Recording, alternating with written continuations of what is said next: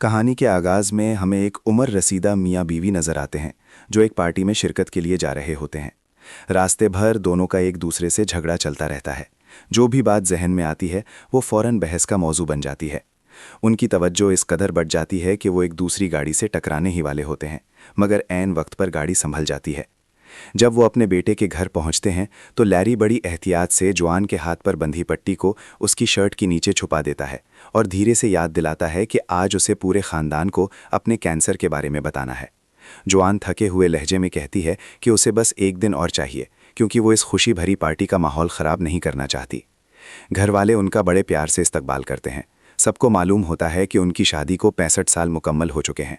बातों बातों में वो जॉन को बताते हैं कि बेसमेंट में उसकी पुरानी तस्वीरों का एक डब्बा मिला है।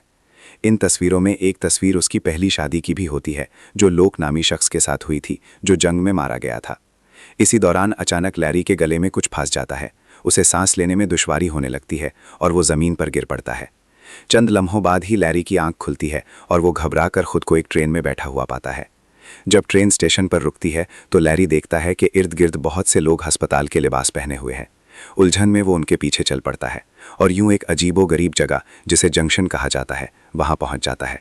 लोग ऐसी बातें कर रहे होते हैं जो लैरी के सर के ऊपर से गुजर जाती हैं। वो रिसेप्शन पर खड़ी लड़की से कहता है कि शायद उसे अगवा करके यहाँ लाया गया है, मगर वो लड़की बड़े सुकून से जवाब देती है कि ऐसा कुछ नहीं हुआ, आप बस यहाँ बैठकर अपने एसी का इंतज़ार करें। कई घंटों बाद जब भीड़ कम हो जाती है तो लैरी वहीं कुर्सी पर सो जाता है। तब एक लड़की आती है और उसका नाम पुकारती है। वो अपना तारुफ ऐना के तौर पर कराती है और बताती है कि वो उसकी आफ्टर लाइफ कोऑर्डिनेटर है। इस एक जुमले से साफ हो जाता है कि लैरी मर चुका है और अब ऐना का काम उसे अगले मरहले तक पहुंचाना है। लैरी इस बात को मानने के लिए तैयार नहीं होता। ऐना उसे एक आईने के सामने ले जाती है। लैरी हैरान रह जाता है जब वो खुद को दोबारा जवान देखता है। ऐना समझाती है कि जंक्शन पहुंचने पर हर इंसान का जिस्म वही रूप इख्तियार करता है जिसमें वो अपनी ज़िंदगी में सबसे ज़्यादा खुश था। जब ऐना उसे इमारत दिखा रही होती है तो लैरी बार बार यही कहता रहता है कि वो अपनी बीवी के पास जाना चाहता है। आखिरकार ऐना तंग आकर उसे एक थप्पड़ लगा देती है और कहती है कि मरने के बाद भी रोना धोना बंद करो। वो वाज़ेह कर देती है कि ये ना जन्नत है ना जहन्नुम, बल्कि एक आर्जी ठिकाना है और एक बार इंतखाब हो गया तो बदला नहीं जा सकता। इसी दौरान एक अलार्म बजता है और लैरी देखता है कि सिक्योरिटी एक आदमी को पकड़ रही है। ऐना बताती है कि वो शख्स लाल दरवाजे से भागने की कोशिश कर रहा था और लैरी को खबरदार करती है कि वो कभी ऐसा ना करे। बाद में ऐना लैरी को एक आर्जी कमरे में ले जाती है जहां मुख्तलिफ मज़ाहिब के मुताबिक अगली ज़िंदगी के मनाजिर दिखाए जाते हैं। अलमारी में लैरी के पसंदीदा कपड़े रखे होते हैं। कपड़े बदलने के बाद वो टीवी चलाता है, मगर हर चैनल पर सिर्फ एक ही पैगाम आता है, अपनी नई ज़िंदगी यहाँ शुरू करें। वो जंक्शन में घूमने निकलता है। मुख्तलिफ स्टॉल लगे होते हैं जो अगली ज़िंदगी के ख्वाब बेच रहे होते हैं। भटकते भटकते वो एक बार में जा पहुँचता है। जैसे ही वो बैठता है एक खूबसूरत औरत आकर उसके साथ फ्लर्ट करने लगती है। ये दिखाने की कोशिश करती है कि आगे की ज़िंदगी कितनी दिलचस्प हो सकती है। लैरी शर्मिंदा होकर कहता है कि वो शादीशुदा है। तब बारटेंडर लोक मुदाखलत करता है और कहता है कि बार के अंदर इश्तिहारबाजी मना है। औरत खामोशी से चली जाती है। लैरी लोक से पूछता है कि क्या वो कोई फरिश्ता है। लोक हंसकर बताता है कि वो भी उसी की तरह एक रूह है जो फिलहाल जंक्शन में नौकरी कर रहा है। लैरी की उलझन देखकर लोक उसे कानून समझाता है। एक बार अगली ज़िंदगी चुन ली तो वापसी नहीं, दूसरी ज़िंदगी में जाना मना है, और अगर कोई कानून तोड़े या ज़्यादा देर यहाँ रुके तो उसे वाइट में भेज दिया जाता है जहाँ हमेशा के लिए अंधेरा होता है। बातों के दौरान लैरी बताता है कि उसकी बीवी को कैंसर है और उसने वादा किया था कि वो उसका ख्याल रखेगा, मगर अब उसे लग रहा है कि वो वादा पूरा करने से पहले ही यहाँ आ गया। कुछ वक्त बाद लैरी अपने कमरे में जाकर सो जाता है। अगली सुबह ऐना बिस्तर पर चढ़कर उसे जगाती है। लैरी घबरा कर उठ बैठता है और पूछता है कि लोग यहाँ नौकरी क्यों कर रहे हैं। ऐना बताती है कि कुछ लोग अपनी मौत को कबूल नहीं कर पाते, कुछ अपने प्यारों का इंतजार करते हैं और सबसे ज़्यादा तकलीफ उन्हें होती है जो फैसला ही नहीं कर पाते। लैरी जॉन के बारे में पूछता है, मगर ऐना कहती है कि ये मालूमात अभी दस्तयाब नहीं। लैरी फैसला करता है कि वो जॉन का इंतजार करेगा। ऐना उसे बताती है कि 7 दिन का क़याम मुफ्त है, उसके बाद काम करना पड़ेगा और बेसमेंट में मुंतखब होना होगा। कई दिन गुजर जाते हैं मगर जॉन का कोई पता नहीं चलता। आखिरकार लैरी फैसला करता है कि वो जॉन की याद में एक छोटा सा घर बसाएगा ताकि जब वो आए तो सब कुछ तैयार हो। इसी रात वो जॉन के लिए खत लिखता है। इसी लम्हे जॉन कैंसर से दुनिया छोड़ देती है और वो भी ट्रेन में आँख खोलती है। अगली सुबह ऐना लैरी को उसकी नई जिंदगी की तरफ ले जा रही होती है। लैरी खत ऐना को देकर कहता है कि ये जॉन तक पहुंचा देना। ऐना कहती है कि ये कानूनों के खिलाफ है मगर कोशिश करेगी। इधर लैरी स्टेशन की तरफ जाता है और इधर जॉन ट्रेन से उतरती है। एस्केलेटर पर लैरी अपनी बीवी को देखता है मगर जॉन उसे पहचान नहीं पाती। बेचैन होकर लैरी वापस मुड़ जाता है। थोड़ी देर बाद जॉन आईने में अपना जवान चेहरा देख रही होती है। अचानक दोनों की मुलाकात हो जाती है और वो एक दूसरे से लिपट जाते हैं। जॉन फौरन समझ जाती है कि वो मर चुकी है और लैरी को डांटने लगती है कि इस तरह कौन मरता है, ठीक से खाना भी नहीं खाया जा सकता। इसी वक्त हाइन आता है जो जॉन का आफ्टर लाइफ कोऑर्डिनेटर होता है। वो जवान को लैरी से अलग करके उसके पहले शौहर लोग के पास ले जाता है, जो 65 साल से उसका इंतजार कर रहा होता है। लोग को देखकर जवान जज्बाती हो जाती है।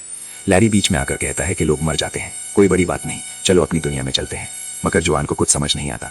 जल्द ही उसे मालूम हो जाता है कि उसे अपने दोनों शौहरों में से एक का इंतखाब करना होगा। लूक दिल ही दिल में इस बात का दुख रखता है कि वो जवान को वो जिंदगी ना दे सका जो वो देना चाहता था, मगर उसे इस बात की खुशी ज़रूर होती है कि जवान ने एक अच्छी ज़िंदगी गुजारी। फिर लूक जवान को एक ख़ास जगह ले जाता है जिसे आर्काइव्स कहा जाता है। ये वो मकाम होता है जहां हर मुंतखब ज़िंदगी की यादें महफूज होती हैं और आत्मा अपनी पूरी ज़िंदगी को दोबारा देख सकती है। यहाँ दोनों अपनी पहली मुलाकात, पहला बोसा, शादी का दिन और जंग पर जाने से पहले का आखिरी वादा देखते हैं। यादों के इस सफ़र के इख्तिताम पर जवान एक बार फिर लूक को चूम लेती है और एतराफ़ करती है कि उसके मरने के बाद वो अंदर से टूट चुकी थी, मगर ज़िंदगी आगे बढ़ती रही। इसी दौरान लूक देखता है कि किस तरह लैरी ने जवान को प्रपोज़ किया था। ये देखकर लूक गुस्से में आ जाता है और इल्ज़ाम लगाता है कि लैरी ने एक टूटी हुई औरत के जज्बात का फ़ायदा उठाया। जवान समझाने की कोशिश करती है, मगर लूक सुनने को तैयार नहीं होता। इधर लैरी खुद अंदर से टूट रहा होता है। उसे खौफ होता है कि कहीं वो जवान को हमेशा के लिए ना खो दे। एना उनसे मशवरा देती है कि जवान को याद दिलाओ कि वो तुमसे मोहब्बत क्यों करती थी, मगर लैरी खुद इस सवाल का जवाब नहीं जानता। तब वो जवान की सबसे करीबी दोस्त कैरन से मिलता है, जो अब बहुत बूढ़ी हो चुकी होती है। कैरन साफ कहती है कि लैरी ने जवान को वाकई खुश रखा और यही सबसे बड़ी सच्चाई है। लैरी लूक के कमरे में जाकर उसकी तन्हाई और इंतज़ार की निशानियों को देखता है। दीवारों पर दिनों की गिनती और जवान की बनाई हुई तस्वीरें।